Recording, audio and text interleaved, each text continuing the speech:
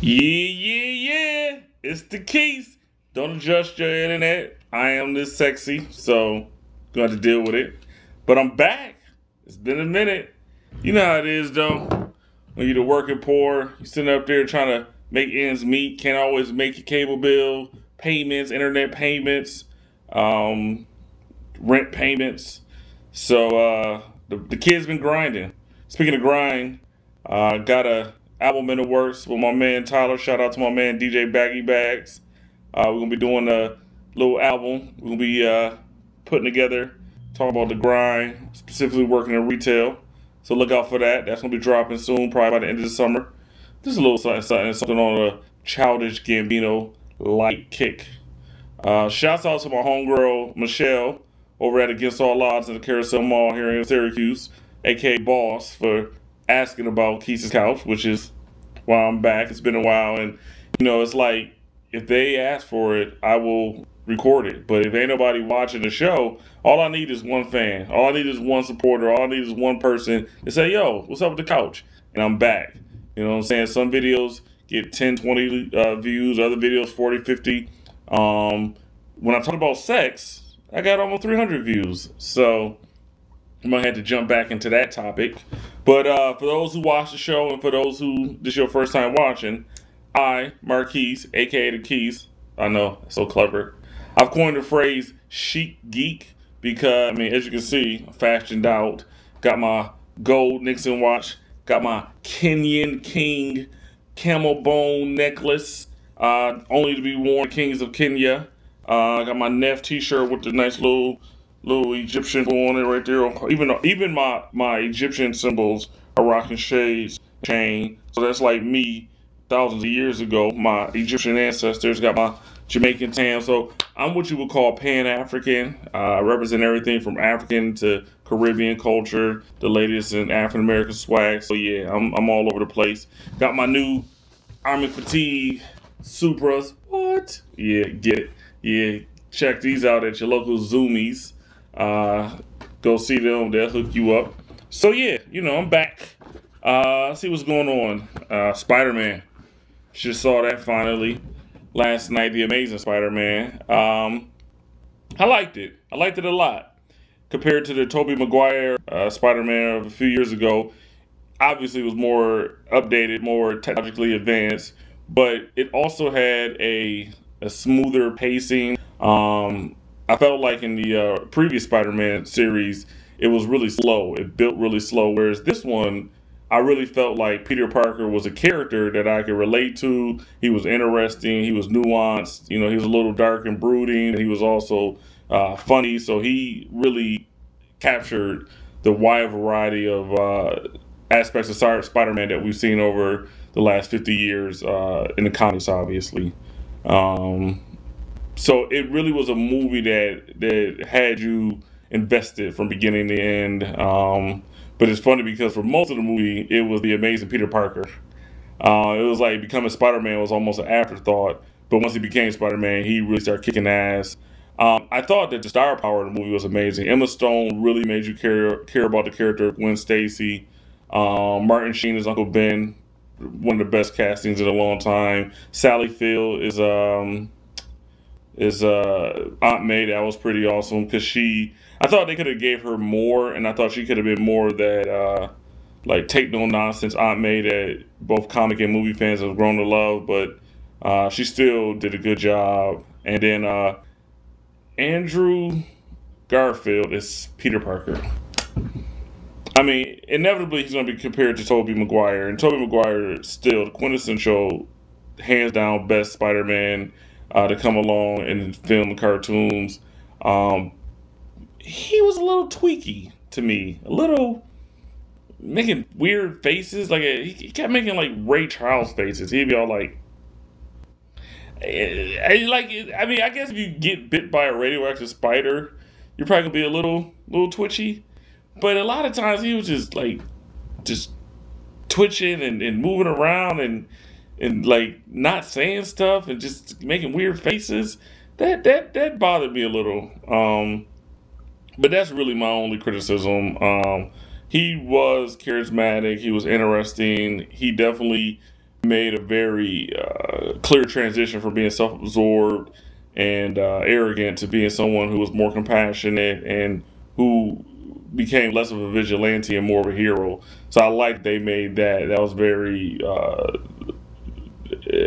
explicit, and it wasn't one of those things that you had to think back later, like, oh yeah, that was the moment where he turned. It was a very gradual change as he grew up right before our eyes, which Spider-Man in the comics did over a period of years. They accomplished that in a period of 2 hours.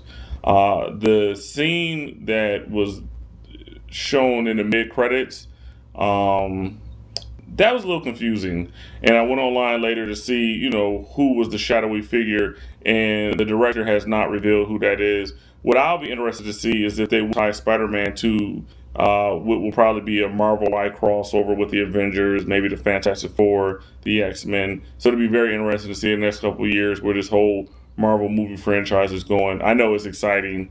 DC, they need to catch up. The Dark Knight Rising looks pretty good, but I'm a Marvel fan, true and true. So looking forward to further installments in the movie Marvel franchise.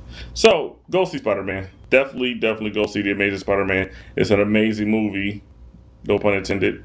But it's something that you definitely will not be disappointed by. You'll enjoy it. It's a great movie. Let's see. So what else is going on? Popeye's Chicken just opened up in the Carousel Mall here in Syracuse, and I was a little disappointed, hoping that a worldwide chicken franchise wouldn't have a line that was all black. And the first day I was heading to the food court, I was like, please don't let it be all black. Please don't let it. And it was all black, stretching from one side of the mall to the other. I was like, really? Fried chicken shop, store, stand, whatever. It's all black. That's what we're gonna do. So it was kind of embarrassing. And then a fight broke out. A fight in the fried chicken line amongst black people. I mean, it's like we have a black president, and then a fried chicken place opens up, and for the last 2 weeks, the line has been at least 30-minute wait. Damn, black people, get it together. That's one of those things where you should at least pretend like you don't like it, just so the stereotype isn't furthered. I mean, if they opened up a watermelon and grape Kool-Aid store, that's what you guys want. Come on, y'all. I mean, the chicken is good. Don't get me wrong. But I mean, it's like, I just feel like white people are walking by like. I knew they liked chicken. I mean, the white people were in the line too, but Jesus Christ. I mean, the whole hood came off of this. Syracuse is a small city, and there's not a lot of things or fun or interesting things, but come on, y'all. Y'all could at least waited or been a little more, discreet, maybe coordinated some group trips in small amounts. It's sad to see. But black people love chicken. I mean, everybody loves chicken, but Jesus Christ, is it Undercover Brother or the episode of Boondocks? Like, damn. So, but other than that, now that I got my cable back and catch up on my shows, I've been trying to catch up on True Blood. This season looks really interesting with Tara being a vampire. Spoiler alert if you haven't caught up, my bad, but you should be caught up because True Blood is one of the best shows on TV right now. My Game of Thrones, still at the end of season 1, but that's still pound for pound one of the most interesting, gripping TV shows. I mean, HBO makes great shows. If you're not an HBO head, and I don't want to hear, oh, I don't have cable, you got DVD box sets, you got the internet, there's no reason why you shouldn't have watched Sopranos, Oz, The Wire, Extras, The Ricky Gervais Show, The Comeback. It's just, I mean, there's so many great shows. Curb Your Enthusiasm. And now, True Blood, Game of Thrones, Entourage. Gonna get back on my weeds. I can't get into Breaking Bad. Everybody, oh, Breaking Bad. I'm sorry. Main character still Hal from Malcolm in the Middle. Can't see him as a meth dealer. Just can't do it. Workaholics. That's my shiznit. Funniest show, hands down, on TV. Workaholics. If you don't watch Workaholics, Comedy Central, they just started the 3rd season. You're not laughing right. You're laughing wrong. So you should probably watch Workaholics. Glee, I can finally catch the season finale of that. I heard that was pretty good. So it's good to be able to get back into my shows. And again, if you want to know what great shows, if you just want to have a better life, you should probably watch Quis' Couch because I will update you on all things awesome. I have 137 IQ, which genius is 140. So I'm not a genius, but I'm pretty smart. So there's not the pressure to be perfectly smart. So I can make grammatical errors or misquote things. Like Sally Field, I call her Sally Field. I'm pretty sure her name is Sally Fields. But see, I'm not a genius, so it's, there's no pressure.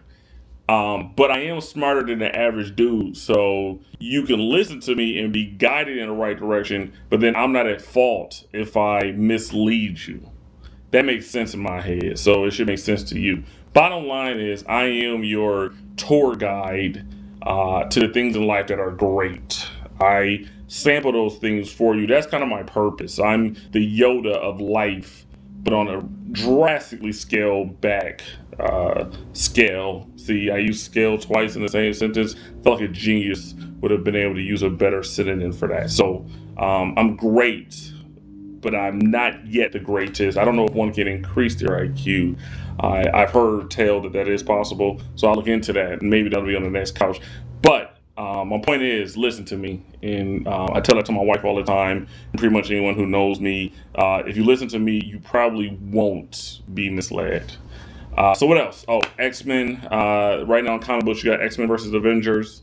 Very first episode of Quis' Couch, I talked about X-Men Schism, where Cyclops and Wolverine were unable to see eye to eye on the fate of the mutants that were left in the world. So now Cyclops and 4 other X-Men, including Prince Namor, the Submariner, have the power of the Phoenix. And they are now running throughout the world, changing and running roughshod all over the world, doing what they want to do. And the Avengers, led by Captain America, like, nah, I don't care if y'all got godlike powers. Y'all not gonna be running shit. So now it's the Avengers versus X-Men. That's a huge Marvel summer crossover, and it's pretty damn good. So you should probably check that out. DC, they've launched their new 52 as of back in, I believe, October. It's okay. It's not. It's not great. Teen Titans is pretty good. Suicide Squad, but Marvel still. Shouts out to my man Stegman. Marvel still pound for pound the best comic industry or comic company in the whole industry. So check Marvel Comics, specifically Avengers versus X-Men. And let's see. In the Illuminati news, Usher, his son, his stepson, is brain dead. I'm praying that's not a blood sacrifice. That'd be terrible. You know, these conspiracy theories, you always hear about a celebrity's son or someone close to them dying. And you're like, damn, is that a blood sacrifice? But did something tragic and unfortunate happen to a member of their family? I mean, tragedies happen all the time. If you hadn't heard, stepson, 11 years old, was hit by a jet ski and he's brain dead. But it's weird for me because I see Usher and Rick Ross do a song together, and I'm pretty sure if anybody's Illuminati, it's definitely Rick Ross, Diddy, Busta Rhymes. It's just there's something going on with the hip hop elite, and it just gives you a you don't brush your teeth in the morning, and at the end of the day, you got that filmy, grody taste on your teeth. That's how a lot of today's black entertainers and the elite in general, they maybe just that unbrushed teeth feeling. Um, Tupac, his killers, that's a whole conspiracy. What's his name? Jimmy Hinchman just admitted to having something to do with the original Tupac shooting. And there's Haitian Jack. Apparently, he's some um, Jamaican or Caribbean gangster who just recently, I guess, was extorting Wyclef. And it's just like there's just all these, like, I mean, you got it right from Quincy Jones to all these different singers, Stevie Wonder, Aretha Franklin. They're all a part of just this weird, just I don't know. It seems sketchy. You can look into it. Google Haitian Jack, Jimmy Hinchman, Tupac's shooting. You'll see some interesting information. But bottom line is, there's a lot of crazy stuff in the world. I'm going to lead you in the right direction of the fun stuff to do to keep yourself entertained and, for the most part, out of trouble. So keep watching the couch. I'm going to keep making it. I'm going to stay fly. And I'll see you soon. Peace.